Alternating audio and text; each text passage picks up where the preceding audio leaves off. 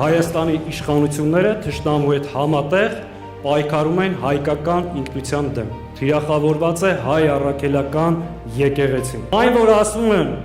եկեղեցին խառնվում է քաղաքականությանը, նման բան չկա։ Եկեղեցին պարզապես պաշտպանում է պետության հիմքերը, մեր ժողովրդի իրավունքները։ Եթե հայ առաքելական եկեղեցին, ազգային կազմակերպությունները, մեր լոբիստական համաշխարհային ցանցը միջազգային բեմերում խոսում է Արցախ վերադառնալու իրավունքի մասին, եւ եկեղեցին խոսում է Արցախում մեր պատմամշակութային ժառանգության ոչնչացման մասին, սա քաղաքականությամբ խառնվել չի։ Սա է ժողովրդի ինքնության հիմքերը պահելու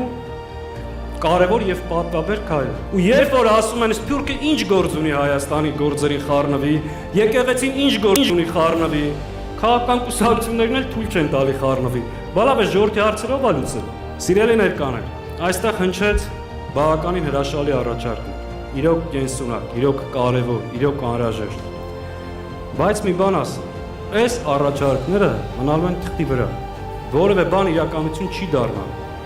որովհետև Հայաստանում կա հակահայկական ռեժիմ։ Եվ եթե այդ ռեժիմի հարցը չենք լուծում, մեր բոլոր նախաձեռնությունները հոտ են ցնդում։ Մենք 5, 6, 7 տարի առաջ, երբ որ հավաքվում էինք, խոսում ենք Արցախը վերաբնակեցնելու մասին, համահայկական ռազմավարական նշանակություն ունեցող նախագծերի մասին, Արցախի անկախության ճանաչման, ցեղասպանության սատարման։ Այսօր խոսում ենք մեր սեփական հայրենիքում մեր ինքնությունը պաշտպանելու մասին։ Եվ եթե այս ռեժիմը մնա, հաջորդ անգամ հավաքվելու ենք, խոսենք պետականության փշուրները պահպանելու մասին։ Գերիների վերադարձման խնդիր ունենք, հայ դատի գրասենյակները, դաշնակցությունը, աշխարհասփյուռ տարբեր կազմակերպություններ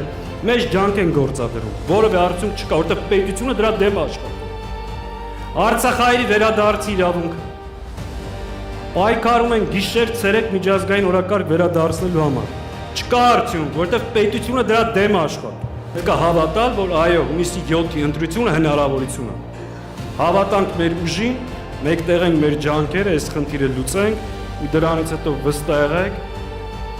կտրելու ենք այս զիջումների շղթան, բեկում մտցնենք ու էլի վերադառնանք ռազմավարական մեծ ծրագրին ու ստիպված չլինենք խոսելու մեր ինքնության պահպանման մասին։ Մենք հավատում ենք, որ դա հնարավոր է անել, ու ընդհանրապես կոչ ենք անում, որ դա անենք միասնական եւ ամբողջական ջանքերով։